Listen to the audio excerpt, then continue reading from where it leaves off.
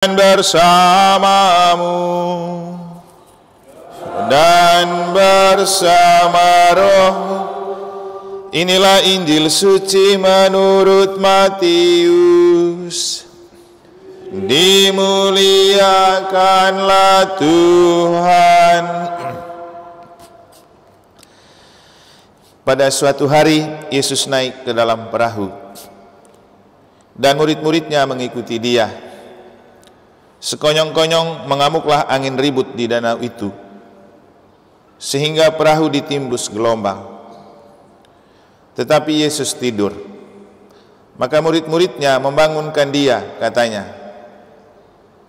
"Tuhan, tolonglah kita binasa." Yesus berkata kepada mereka, "Mengapa kalian takut, hai orang yang kurang percaya?" Lalu bangunlah Yesus menghardik angin dan danau itu. Maka danau menjadi teduh sekali. Dan heranlah orang-orang itu, katanya, "Orang apakah dia ini, sehingga angin dan danau pun taat kepadanya?"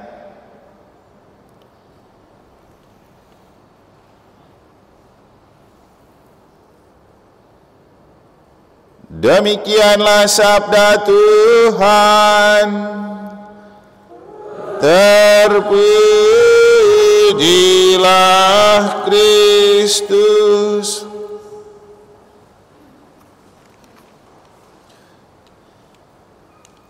Apakah danau dalam hidup kita dan apa itu angin ribut?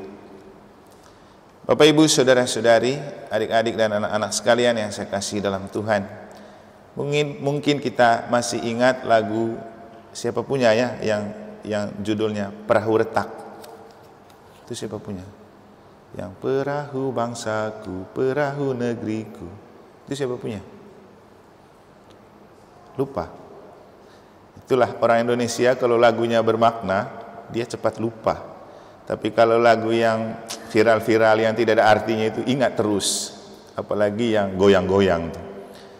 Di situ beliau berbicara tentang Indonesia sebagai perahu.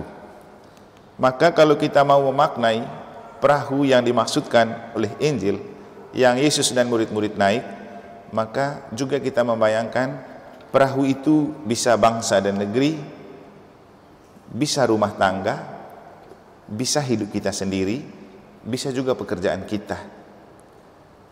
Nah, karena hari ini kita juga merayakan hari ulang tahun perkawinan ke-13 dari Pasutri Kaling Santa Teresia. Coba kita memaknai ketika keluarga itu menjadi perahu, kapan ia retak? Kapan ada angin ribut? Bisa juga kita maknai dalam kehidupan kita. Ketika kita memaknai hidup sebagai sebuah pelayaran atau perjalanan, dan kita adalah perahu yang berjalan di dalamnya, kapan perahu kita goyang, retak, dan kapan angin ribut itu datang. Perahu hidup berkeluarga itu goncang atau bisa retak bila bukan karena angin ribut, tapi karena sering ribut. Sehingga yang paling susah kita hadapi sebenarnya bukan angin ribut, tetapi manusia yang ribut. Coba kalau ribut terus, pasti rusak. Itu hidup seperti diterpa ombak. Tapi seringkali orang tidak mengerti dan paham kalau mereka sedang ribut, mereka sedang menerpa perahu kehidupannya sendiri. Bisa juga gereja itu sebagai sebuah perahu.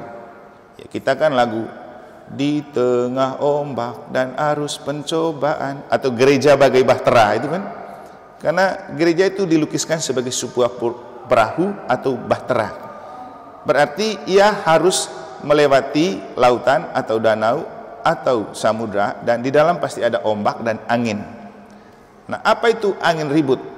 Ya, kalau dalam gereja banyak angin ributnya. Umat yang tukang ribut, umat yang tukang ngomel, itu jenis-jenis angin ribut yang membuat gereja itu bikin ribut. Di dalam gedung gereja ini sendiri angin ributnya banyak. Yang kita sedang dengar juga angin ribut. Atau orang yang ngobrol juga angin ribut, orang buka HP juga angin ribut. Nah, kita kembali ke bagaimana menghadapi angin ribut di dalam keluarga, atau keributan suami istri, atau keributan antara anak, atau keributan antara orang tua dan anak, supaya tidak membuat perahu itu setelah goncang oleh ombak kehidupan kita menjadi retak. Maka yang harus dilakukan adalah ingat janji. Dalam bacaan pertama, bagus sekali kitab Amos berbicara tentang tidak mungkin dua orang sepakat berjalan kalau tidak ada janji. Nah, saya membayangkan, karena hari ini kita mau memaknai hidup pernikahannya Pak Kaling Santa Teresia, kita juga tidak mungkin menjalani hidup sebagai suami istri kalau tidak sepakat untuk berjanji. Dan janji yang dibuat tanpa campur tangan Allah biasanya gampang rapuh.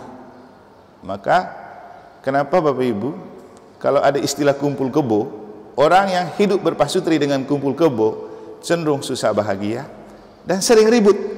Bisa dibuat survei. Karena apa? Mereka tidak punya ikatan janji yang membuat mereka merasa harus setia pada janji itu. Beda kalau orang yang sudah menikah, karena dia mengikat janjinya itu dalam sakramen pernikahan ketika mereka buat janji dengan berjabatan tangan lalu dibalut dengan stola. Mereka buat janji. Jadi janji mereka dibalut oleh kekuasaan ilahi, atau cinta mereka diselimuti oleh kasih ilahi yang dilambangkan oleh pemberkatan imam dengan penumpangan tangan saat tangannya dibalut stola dan diakhiri dengan kata-kata yang dipersatukan Allah, tidak boleh diceraikan manusia. Itu kata-kata sederhana, tapi kalau orang lagi bertengkar dan ingat janji itu, pasti dia rem gitu. Tapi mana ada orang ingat itu kalau sedang bertengkar, kalau lagi marah atau kalau lagi ribut. Maka seringkali saya mengingatkan kalau ikut atau beri weekend MA, mengingatkan apa yang Anda ucapkan waktu membuat perjanjian nikah.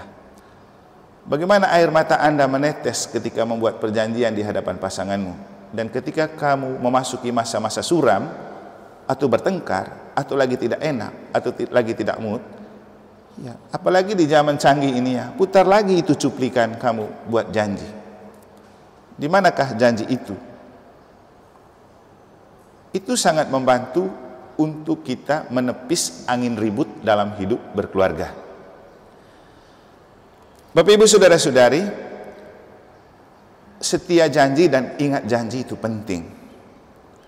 Dan saya rasa ketakutan yang dialami oleh para murid itu terjadi karena mereka tidak ingat dan tidak setia janji. Janji apa? Yesus sudah berjanji untuk menjaga mereka. Yesus sudah berjanji untuk menyelamatkan mereka. Tapi karena mereka lupa janji itu, mereka lalu kalang kabut dan ketar-ketir. Ketika perahu diterpa angin ribut, mereka kalang kabut. Yesus kan pura-pura tidur. Dan Yesus bilang apa? Ketika mereka teriak, Tuhan tolonglah kita binasa. Yesus bilang apa? Aduh, kamu orang yang tidak percaya. Jadi masalahnya ketidakpercayaan atau kekurangan kepercayaan. Nah, besok kita akan bisa melihat lebih jauh bagaimana kita meneguhkan iman dan kepercayaan kita dengan belajar dari Thomas yang ragu. Besok kan kita merayakan pesta Rasul Thomas. Nah, maka bagaimana menebalkan iman, bagaimana menguatkan iman, supaya ketika hidup kita diterpa angin ribut dan badai, kita dengan penuh yakin percaya bahwa Tuhan tak pernah membiarkan kita berjuang dan bergerak sendiri. Tanpa kita minta, Tuhan tolonglah kami. Kalau kita punya iman yang teguh, kita percaya bahwa tidak ada badai kehidupan yang tidak bisa dihadapi dan dilalui kalau kita selalu percaya Tuhan tidak pernah membiarkan kita berjuang sendiri.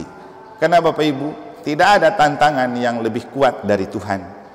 Setiap tantangan selalu bisa dikalahkan oleh Tuhan, bisa ditaklukkan oleh Tuhan, dan bahkan di mata Tuhan dan di tangan Tuhan, tantangan itu jalan menuju rahmat.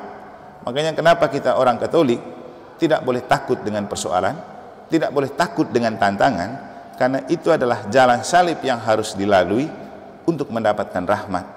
Rahmat memang gratis, tapi tidak otomatis. butuh perjuangan untuk mendapatkan rahmat.